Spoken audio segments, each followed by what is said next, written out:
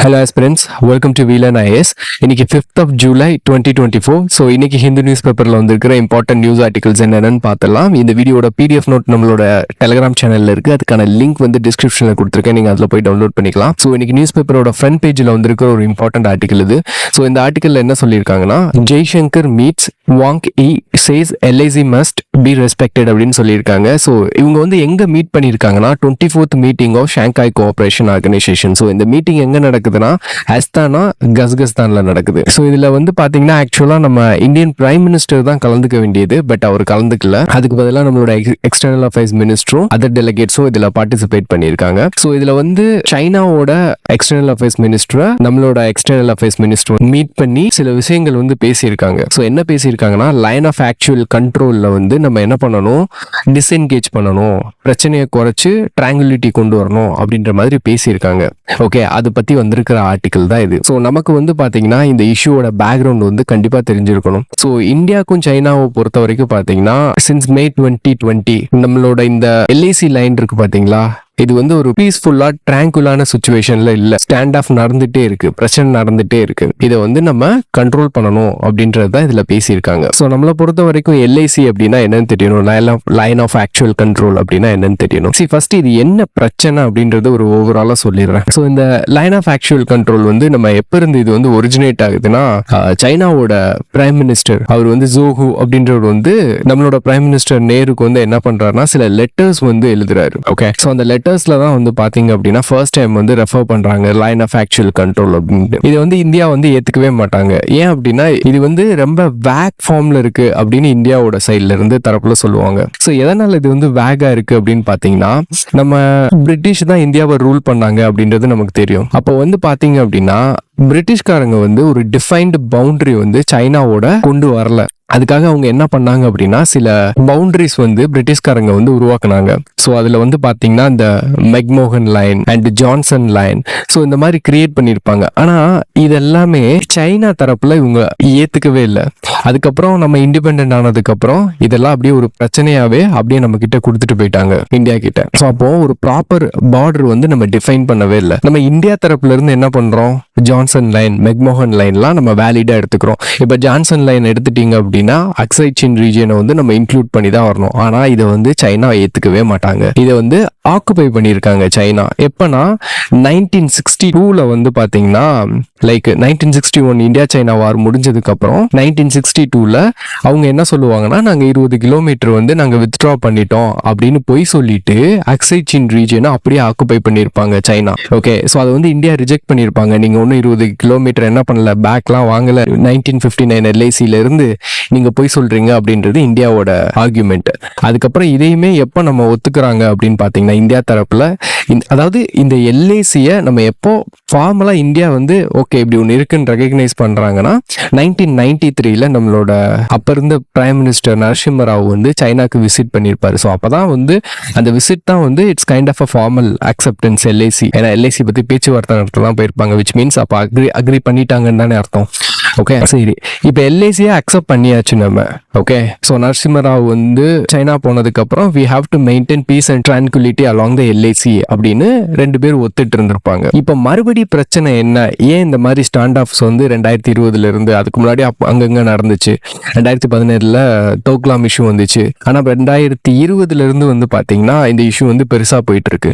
So ஏன் வருது அப்படின்னு பாத்தீங்கன்னா, ஒண்ணு வந்து இந்தியா சைட்ல இருந்து என்ன சொல்றோம் அப்படின்னா 3450 கிலோமீட்டர் வந்து இந்த எல்ஐசி இருக்குன்னு இந்தியா சைட்ல சொல்றோம். ஆனா சைனா என்ன சொல்றாங்கன்னா எல்ஐசி இஸ் ஆக்சுவலி 2000 கிலோமீட்டர் தான் சொல்றாங்க. ஸோ இந்த எல்ஐசி இருக்கு பாத்தீங்களா, இது வந்து நம்ம 3 செக்டரா பிரிப்போம். ஒன்னு வந்து பாத்தீங்கன்னா வெஸ்டர்ன் செக்டர், இன்னொன்னு வந்து மிடில் செக்டர், இன்னொன்னு வந்து ஈஸ்டர்ன் செக்டர். ஸோ இந்த 3 செக்டர்ல ஈஸ்டர்ன் செக்டர்ல நமக்கு கம்மியா தான் பிரச்சனை, இந்த ஸ்டாண்ட் ஆஃப் இஷ்யூ வரும், ரொம்ப பெரிய அளவுக்கு இருக்காது. ஓகே, ஏன் அப்படின்னா இந்த மெக்மோகன் லைனை வந்து ஓரளவுக்கு நம்ம நம்ம வந்து சைனா சைட்ல இருந்து ஒத்துக்குவாங்க. அப்புறம் இன்னொரு பிரச்சனை ஏன் வர்றதில்லை அப்படின்னு பார்த்தீங்கன்னா, என்டையரா இந்த அருணாச்சல் பிரதேசே எங்களுக்கு தான் சொந்தம் அப்படின்னு சொல்லிட்டு கிளைம் பண்ணிட்டு இருக்காங்க. இது வந்து பார்ட் ஆஃப் திபெத், அப்படி அருணாச்சல் பிரதேஷ் அப்படின்னு சொல்லி அவங்க கிளைம் பண்றாங்க. ஓகே, அதுக்கடுத்து வந்து பாத்தீங்கன்னா இந்த மிடில் செக்டார்ல கொஞ்சம், ஏன்னா மிடில் செக்டார் வந்து பாத்தீங்கன்னா அந்த அளவுக்கு பெரிய ஹில்லி டெரைன் வந்து ஓரளவுக்கு ஈவனா இருக்கும். ஸோ அதனால ஈஸியா வந்து நம்மளால டிஃபைன் பண்ணலாம். அதனால இங்க வந்து பெருசா பிரச்சனை இல்லை. ஆனா இந்த வெஸ்டர்ன் செக்டார் தான் வந்து பாத்தீங்கன்னா இப்போ வரைக்கும் ஒரு பெரிய இஷ்யூவா இருக்கு. இங்கதான் அதிகமான பிரச்சனை நடந்துட்டு இருக்கு. இந்த மீட்டிங்ல, அதாவது 24th மீட்டிங் ஆஃப் ஏஷியோல 2 எக்ஸ்டர்னல் அஃபேர்ஸ் மினிஸ்டர்ஸ் மீட் பண்ணி ஃபைனலி அவங்க வந்து என்ன பண்றாங்க, நம்ம வந்து டாக் பண்ணணும், நம்ம வந்து இது பீஸ் அண்ட் ட்ரான்குலிட்டி வந்து கொண்டு வரணும்னு 2 பேருமே ஒத்துட்டு பேசி இருந்திருக்காங்க. அதான் இந்த மீட்டிங்கோட ஹைலைட். ஓகே, அப்புறம் நம்ம எக்ஸாம் பெர்ஸ்பெக்டிவ்ல சில பாயிண்ட்ஸ் வந்து நீங்க தெரிஞ்சுக்க வேண்டியது என்ன அப்படின்னா, மொத்தமா இந்த எல்ஏசில வெஸ்டர்ன் செக்டர்ல வந்து டிஸ்பியூட்டட் ஏரியா அப்படின்னு பாத்தீங்கன்னா இந்த அக்ஸை சின் தான். ஸோ அக்ஸை சின் வந்து பார்த்தீங்கன்னா 1961 வாருக்கு அப்புறம் தான் சைனா இந்த ஏரியாவை வந்து ஆக்குபை பண்ணியிருப்பாங்க. ஸோ இது வந்து பார்த்தீங்கன்னா நம்ம ஜான்சன் லைன் மேப்லேயே நமக்கு தெரியும். மேப்ல வந்து அக்ஸை சின் ரீஜியன்லாம் வந்து இன்க்ளூடடாக தான் இருக்கு. ஆனால் அவங்க ஆக்குபை பண்ணிட்டு இது ஆல்ரெடி நாங்கள் தான், இது எங்கள் ஏரியா தான் சொல்லி கிளைம் பண்ணிட்டு இருக்காங்க. ஓகே, ஸோ இது வந்து வெஸ்டர்ன் செக்டார்ல. மிடில் செக்டார்ல வந்து பார்த்தீங்கன்னா அந்த அளவுக்கு பெரிய இஷ்யூ கிடையாது. பட் ஒரே ஒரு டிஸ்பியூட்டட் ஏரியா இருக்கு, பரவத்தி பிளைன்ஸ் அப்படின்னு சொல்லிட்டு. ஓகே, அடுத்து ஈஸ்டர்ன் செக்டார்ல வந்து பார்த்தீங்கன்னா கம்ப்ளீட்டா அருணாச்சல் பிரதேசம் எங்களோட தான் அப்படி சொல்லி கிளைம் பண்ணிட்டு இருக்காங்க. Okay, so that's all about the LIC. இப்போ நமக்கு வந்து லைன் ஆஃப் கண்ட்ரோல் தெரியும், which separates the Pakistan occupied Kashmir with the Indian territory. Okay, so இதுல வந்து பாத்தீங்கன்னா இது ரெண்டுக்கும் ஒரு சின்ன டிஃபரன்ஸ் இருக்கு. இது வந்து கண்டிப்பா நமக்கு தெரிஞ்சாகணும். என்னன்னா, இன்னைய வரைக்கும் எல்ஏசி அப்படின்றது வந்து it's only a concept. Okay, 2 கண்ட்ரியுமே ஃபார்மலா அக்செப்ட் பண்ணிக்கிட்டது கிடையாது. ஸோ இது வந்து பாத்தீங்கன்னா வெறும் பேச்சு வழக்குல இருக்கிற ஒரு ஐடியா தான் எல்ஏசி. ஆனா லைன் ஆஃப் கண்ட்ரோல் இருக்கு பாத்தீங்களா, இந்தியாவுக்கும் பாகிஸ்தானுக்கும், இது அப்படி கிடையாது. ஏன்னா நம்ம ஆல்ரெடி நம்ம ஃபியூ டேஸ்க்கு முன்னாடி நம்ம பார்த்தோம் இல்லையா. ஸோ சிம்லா அக்ரிமெண்ட் 1972ல தான் என்ன பண்றோம், ஃபார்மலி நம்ம இதை வந்து ரெகக்னைஸ் பண்ணிட்டோம் எல்ஓசியை. Okay, so internationally recognised, it's legally accepted. ஆனா எல்ஐசி வந்து அப்படி கிடையாது. 1948லயே நம்ம வந்து பாகிஸ்தான் கூட சண்டை போடுறப்போ யுனைடெட் நேஷன் வந்து இன்டர்வெயின் பண்ணி சீஸ் ஃபயர் அக்ரிமெண்ட்டுக்கு ஒரு லைன் வந்து டிரா பண்ணியிருப்பாங்க. ஸோ அந்த லைனை தான் அதுக்கப்புறம் 1972 சிம்லா அக்ரிமெண்ட்ல நம்ம என்ன பண்றோம், ஃபார்மலா லைன் ஆஃப் கண்ட்ரோல்னு ரெகக்னைஸ் பண்றோம். ஓகே, அந்த மாதிரி ரெகக்னிஷன் எதுவுமே எல்ஐசிக்கு வந்து கிடையாது. புரிஞ்சதா? இதுதான் வந்து ஒரு டிஃபரன்ஸ், ரெண்டுக்கும் உள்ள ஒரு minor difference. Okay, so that's all about this article. And next article பார்க்கலாம். நெக்ஸ்ட் ஆர்டிகல் வந்து பாத்தீங்கன்னா மெயின் எடிட்டோரியல் ஆர்டிகல். இந்த ஆர்டிகல்ல என்ன சொல்லியிருக்காங்க, computer literacy in India needs a reboot அப்படின்னு இதுல பேசியிருக்காங்க. ஸோ இந்த ஆர்டிகிளோட ஓவரால் எசன்ஸ் என்ன அப்படின்னா, கம்ப்யூட்டர் லிட்ரஸியோட இம்பார்ட்டன்ஸ் என்ன, ஸோ இன்னைக்கு நமக்கு எதுக்காக தேவை இருக்கு, அண்ட் இது ரிலேட்டடான டேட்டா வந்து சொல்லியிருக்காங்க. ஸோ கம்ப்யூட்டர் லிட்ரஸி வந்து பாத்தீங்கன்னா இப்போ நமக்கு வந்து ரொம்ப தேவை. கிரிட்டிக்கல் சர்வீசஸ், அதாவது நம்ம ஃபினான்ஷியல் இன்க்ளூஷனுக்காக வந்து பாத்தீங்கன்னா லாஸ்ட் மைல் வரைக்கும் நம்ம பேங்க் அக்கௌண்ட் கொண்டு போயிருக்கோம். ஸோ பேங்க்ஸ் எல்லாமே டிஜிட்டலா ஆப்ரேட் ஆகுது, அந்த ஃபெசிலிட்டியும் இருக்கு. ஸோ லாஸ்ட் மைலுக்கு நம்மளால பிசிக்கல் பிரான்ச்சஸ் வந்து கொண்டு போக முடியாது. ஸோ அங்க வந்து நம்ம இன்டர்நெட்டை கொண்டு போனோம் அப்படின்னா people can access bank through internet. Okay, அப்போ நம்ம இன்டர்நெட்டை லாஸ்ட் மைலுக்கு கொண்டு போனா மட்டும் பத்தாது, அங்க இருக்கிற பீப்புளுக்கு இன்டர்நெட்டை ஆப்ரேட் பண்ண தெரியணும். ஸோ இந்த மாதிரி கிரிட்டிக்கல் சர்வீசஸ் எல்லாத்தையுமே நம்ம இன்டர்நெட் ஆக்சஸ் பண்ண தெரியணும், கம்ப்யூட்டரை வந்து ஆப்ரேட் பண்ண தெரியணும். அதை தான் வந்து இங்க வந்து கம்ப்யூட்டர் லிட்ரஸி அப்படின்னு சொல்லி மீன் பண்ணியிருக்காங்க. ஸோ இந்த கம்ப்யூட்டர் லிட்ரஸியை வந்து நம்ம நாட்டில் வந்து இம்ப்ரூவ் பண்றதுக்காக நிறைய இனிஷியேட்டிவ்ஸ் வந்து நம்ம எடுத்திருக்கோம். அதுக்கு சில எக்ஸாம்பிள்ஸ் கொடுத்துருக்காங்க. ஃபார் எக்ஸாம்பிள் வந்து பாத்தீங்கன்னா டிஜிட்டல் இந்தியா கேம்பெயின் 2015, அப்புறம் வந்து நம்மளோட ஃபார்மல் எஜுகேஷன் சிஸ்டம்ல ஸ்கூல்லயே கம்ப்யூட்டர் சொல்லி தர்றதுக்கு நிறைய ப்ரோக்ராம்ஸ் வந்து நம்ம வச்சிருக்கோம். அப்புறம் இந்த ஸ்கில் டெவலப்மெண்ட் அண்ட் வொகேஷனல் ட்ரைனிங்லயும் இந்த கம்ப்யூட்டர் ட்ரைனிங் வந்து பார்ட் ஆஃப் கரிக்குலம்ல வந்து நம்ம இன்க்ளூட் பண்ணியிருக்கோம். ஸோ அந்த மாதிரி நிறைய இனிஷியேட்டிவ்ஸ் வந்து சென்ட்ரல் கவர்மெண்ட்டும் ஸ்டேட் கவர்மெண்ட்ஸும் எடுத்திருக்காங்க. இப்போ இந்த ஆர்டிகிள்ல வந்து பாத்தீங்கன்னா நேஷனல் சாம்பிள் சர்வேயோட 78th ரவுண்ட் சர்வேல சில ஸ்டாட்டிஸ்டிக்ஸ் எடுத்து இங்க வந்து கொடுத்திருக்காங்க. ஸோ இதுல நம்ம கண்ட்ரியை பொறுத்த வரைக்கும் ஓவரால் கம்ப்யூட்டர் லிட்ரஸி வந்து பாத்தீங்கன்னா 24.7% இருக்கு, அதாவது 15 வயசு அதுக்கு மேல இருக்கிறவங்களுக்கு. ஸோ இது ரொம்ப கம்மியான நம்பர் தான் 24.7% அப்படின்றது. யோசிச்சு பாருங்க. ஸோ நம்மளோட கவர்மெண்டோட ஸ்கீம்ஸ் வந்து நிறைய ஸ்கீம் வந்து நம்ம என்ன பண்ணிருக்கோம், ஆன்லைன்ல கொண்டு போயிருக்கோம். இப்போ நீங்க ஒரு கவர்மெண்ட் சர்டிபிகேட் வாங்கணும்னா கூட நம்ம இப்போ என்ன பண்ணணும், ஆன்லைன்ல மட்டும்தான் வாங்க முடியும். இப்போ இந்தியாவில் பொறுத்த வரைக்கும் இந்தியாவில் ஓவரால் கம்ப்யூட்டர் லிட்ரஸி வந்து பார்த்தீங்கன்னா 24.7% இருக்கு. இது வந்து ரிலேட்டிவ்லி இது வந்து ஒரு இன்க்ரீஸ் நம்பர் தான். பட் ஆனால் ஓவராலாக இந்த பர்சன்டேஜ் வந்து பார்த்தீங்கன்னா ரொம்ப கம்மி தான். ஏன்னா majority of the government services வந்து நம்ம ஆன்லைனில் கொண்டு வந்துட்டோம். பேங்கிங் வந்து ஆன்லைனில் கொண்டு வந்துட்டோம். வெறும் 24.7% ஆஃப் த பாப்புலேஷன் தான் computer literate. Majority of the பாப்புலேஷனுக்கு வந்து கம்ப்யூட்டரை எப்படி ஹேண்டில் பண்ணணும்னே தெரியாது. அப்படின்னா நம்மளோட ஸ்கீம்ஸ், கவர்மெண்ட் ஸ்கீம்ஸ், இந்த பெனிஃபிட்லாம் அவங்களுக்கு இன்சென்சிட்டிவாக இருப்பாங்க, போய் சேராது. ஓகே, சரி. ஸோ இதில் வந்து இந்த டேட்டாவில், ஸோ இந்த சர்வேல இன்னுமே டீட்டெயிலாக நம்ம பார்க்கலாம். ஸோ இதில் வந்து பார்த்தீங்கன்னா இதில் டிஜிட்டல் டிவைட் இருக்குது அப்படின்னு சொல்கிறாங்க. டிஜிட்டல் டிவைட்னா இப்போ ரூரல் ஏரியாவில் பார்த்தீங்கன்னா அங்கே வந்து 18.1% தான் கம்ப்யூட்டர் லிட்ரேட்டாக இருக்காங்க. இதே இது அர்பன் ஏரியாவில் 39.6% இருக்காங்க. So it creates a digital divide. So இந்த டிஜிட்டல் டிவைட் வந்து பார்த்தீங்கன்னா அர்பன் ஏரியாவில் இருக்கிற பீப்புள் வந்து if they know how to handle the computer, அவங்க தான் ஆப்பர்ச்சுனிட்டிஸை வந்து கிராப் பண்ணுவாங்க. ஸோ இந்த டிவைடு வந்து என்னைக்குமே குறையாது, இது வந்து பெருசாயிட்டே தான் போகும். ஸோ அப்போ வந்து பார்த்தீங்கன்னா சிட்டியில் இருக்கிறவங்களுக்கு தான் ஆப்பர்ச்சுனிட்டிஸ்லாம் அதிகமாக கிடைக்கும். ஏன்னா அப்புறம் இந்த ரூரல் ஏரியாவில் வந்து பார்த்தீங்கன்னா 18.1% தான் இருக்குல்ல. ஸோ இதில் வந்து நம்ம இந்தியாவை பொறுத்த வரைக்கும் 70% of the population resides in rural area. ஏன்னா அப்போது இந்த டிஜிட்டல் டிவைட் அப்படின்றது வந்து பார்த்தீங்கன்னா நமக்கு ஒரு பெரிய விஷயம். ஏன்னா கவர்மெண்ட்டுக்கு வந்து ஒரு சேலஞ்சு. கவர்மெண்ட் வந்து இப்போ டிஜிட்டல் சர்வீஸ் ரிலேட்டட் இனிஷியேட்டிவ் எடுக்கிறாங்கன்னு வச்சுக்கோங்களேன். மெஜாரிட்டி 70% ஆஃப் த பாப்புலேஷன் வந்து ரூரல் ஏரியாவில் இருக்காங்க. அங்கே வந்து கம்ப்யூட்டர் லிட்ரஸி வந்து ரொம்ப கம்மியாக இருக்குது. அப்படின்றப்போ இந்த மாதிரி நம்ம கொண்டு போகிற சர்வீசஸ் எல்லாமே பயங்கர சேலஞ்ச் இருக்கும். ஸோ அடுத்து வந்து பார்த்தீங்கன்னா ஏஜ் வைஸ் டேட்டா கொடுத்துருக்காங்க. இப்போ யூத் வந்து பார்த்தீங்கன்னா 45.9% இருக்காங்க. ஓல்டர் அடல்ட்ஸ் வந்து பார்த்தீங்கன்னா 4.4%. ஒர்க்கிங் ஏஜ் பார்த்தோம்னா 34.8%. ஓகே, ஸோ இதில் வந்து பார்த்தீங்கன்னா நல்லா தெரியுது ஓல்டர் அடல்ட்ஸுக்கும் யூத் அண்ட் ஒர்க்கிங் ஏஜுக்கும் வந்து பெரிய டிஸ்பாரிட்டி இருக்குது. இதை வந்து ஜென்ரேஷனல் டிஸ்பாரிட்டின்னு சொல்கிறாங்க. ஏன்னா அடுத்து வந்து கேரளா ரீஜன் வைஸ் கொடுக்குறாங்க. கேரளாவில் வந்து 72.7% வந்து கம்ப்யூட்டர் லிட்ரஸி இருக்குது. அசாமில் 17.6%. ஸோ இது வந்து டெஃபினட்டாக என்ன நமக்கு சொல்லுது அப்படின்னா டெவலப்மெண்டல் அண்ட் எக்கனாமிக் டிஸ்பாரிட்டியும் இது வந்து கிரியேட் பண்ணுது அப்படின்னு சொல்கிறாங்க. ஸோ அப்போது இந்த கம்ப்யூட்டர் லிட்ரஸி இருக்குது பார்த்தீங்களா, இது பொறுத்த வரைக்கும் இந்த டிஃப்ரெண்ட் டிவைட்ஸ் அண்ட் டிஸ்பாரிட்டிஸ் வந்து இது வந்து கிரியேட் பண்ணியிருக்கு இல்லையா. ஸோ இது வந்து நமக்கு ஒரு பெரிய மேட்டர். இது வந்து பாலிசி கன்சர்ன். இது வந்து நம்ம கண்ட்ரியை பொறுத்த வரைக்கும். அப்போது நம்ம என்ன பண்ணணும், இதனால என்ன சேலஞ்ச் இருக்குது, இதனால என்ன இம்பேக்ட், இதுக்கு என்ன சொல்யூஷன் அப்படின்றது உங்களுக்கு தெரியணும். ஓகே, ஸோ இப்போ சேலஞ்சஸ் அப்படின்னு பார்த்தோம்னா ஃபர்ஸ்ட் வந்து இந்தியாவில் வந்து இன்ஃப்ராஸ்ட்ரக்சர் இல்லை, ப்ராப்பர் இன்ஃப்ராஸ்ட்ரக்சர் இல்லை. இந்த லேக் ஆஃப் இன்ஃப்ராஸ்ட்ரக்சர் வந்து இந்தியாவில் இருக்குது. ஸோ நம்மளோட ஸ்கூல்ஸ் அண்ட் காலேஜஸ்லாம் வந்து பார்த்தீங்க அப்படின்னா ஸோ ப்ராப்பரான இன்ஃப்ராஸ்ட்ரக்சர், கம்ப்யூட்டர் ஃபெசிலிட்டி, லேப்ஸ், இந்த மாதிரி கம்ப்யூட்டர் லிட்ரஸியை வந்து கொடுக்கறதுக்கான இன்ஃப்ராஸ்ட்ரக்சர் இல்லை.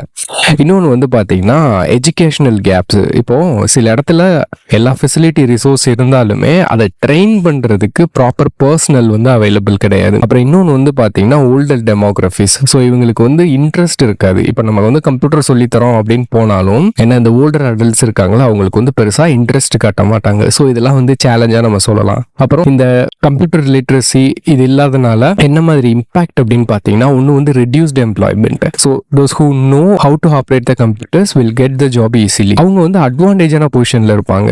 ஆனால் கம்ப்யூட்டர் ஆப்ரேட் பண்ண தெரியாதவங்க டெஃபினட்டாக அவங்களுக்கு வந்து ரொம்ப கஷ்டப்படணும். ஏன்னா ஸோ அப்போது they have the reduced employment opportunities. அப்புறம் இன்னொன்று வந்து பார்த்தீங்கன்னா சோஷியல் ஐசோலேஷன். சோஷியல் ஐசோலேஷன்னா லைக் வந்து நமக்கு இந்த ஃபோன் அண்ட் கம்ப்யூட்டர் ஆப்ரேட் பண்ண தெரிஞ்சவங்க வந்து they share information. Okay, up to டேட்டாக இருப்பாங்க நாட்டில் என்ன நடக்குது அப்படின்னு சொல்லிட்டு.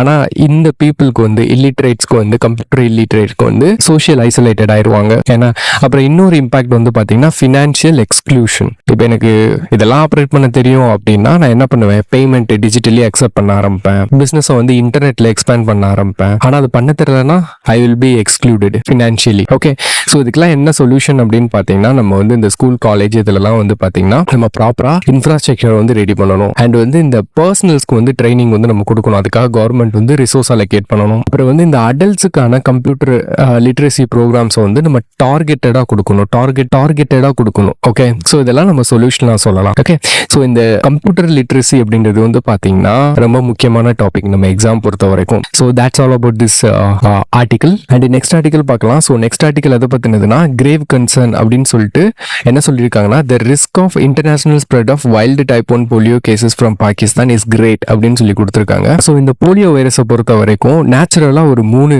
வைரஸ் வெரைட்டி இருக்கு. ஒன்று வந்து பாத்தீங்கன்னா wild polio virus 1 and wild polio virus 2 and wild polio virus 3 அப்படின்னு 3 வெரைட்டி இருக்கு. இந்த 3ல வந்து பாத்தீங்கன்னா இந்த நம்பர் 1 இருக்கு பாத்தீங்களா, இது வந்து ரொம்பவுமே விருலண்டா இருக்கும் அண்ட் அதிகமா வந்து இன்ஃபெக்ட் பண்ணும் 5 வயசுக்குள்ள உள்ள குழந்தைங்களுக்கு. ஓகே, ஆல்மோஸ்ட் எல்லா கண்ட்ரிலையும் வந்து பாத்தீங்க அப்படின்னா இதை நம்ம இது பண்ணியாச்சு, கண்ட்ரோல் பண்ணியாச்சு. ஆனா இப்போ வந்து இந்த வெரைட்டி வந்து பர்டிகுலரா it is endemic only in Afghanistan and Pakistan. So இந்த 2 கண்ட்ரில மட்டும்தான் இப்போ இந்த கேசஸ் இருக்கு.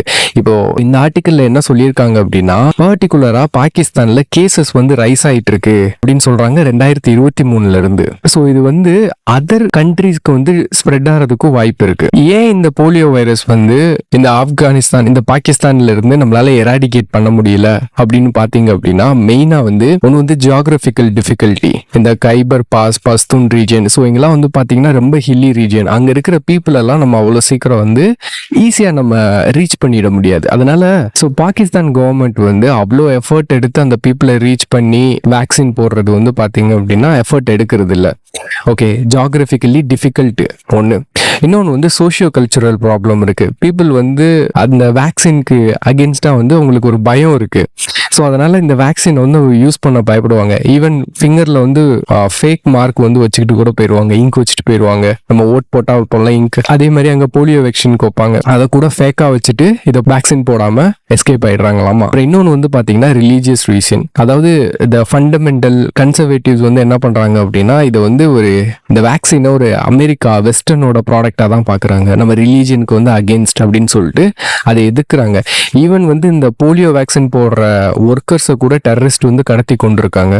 அதுவும் இந்த பாகிஸ்தானோட வெஸ்டர்ன் ரீஜன்ல வந்து பாத்தீங்கன்னா அந்த ஃபண்டமெண்டல் ஐடியா அதிகமா இருக்கும். ஸோ அங்க வந்து பாத்தீங்கன்னா நிறைய மர்டரே நடக்கும். வேக்சின் வந்து போடுறதுக்கு கவர்மெண்ட் அஃபிஷியல்ஸ் ஊருக்குள்ளே வரக்கூடாது. ஸோ அந்த மாதிரி சில ரீசன்லாம் இருக்கு. ஸோ இது வந்து ஒரு காம்ப்ளெக்ஸான இஷ்யூ. அதனாலதான் இன்னுமே போலியோ வந்து இந்த பாகிஸ்தான் அண்ட் ஆப்கானிஸ்தான் மாதிரி இடங்கள்ல இருந்து என்ன பண்ண முடியல, எராடிகேட் பண்ண முடியல.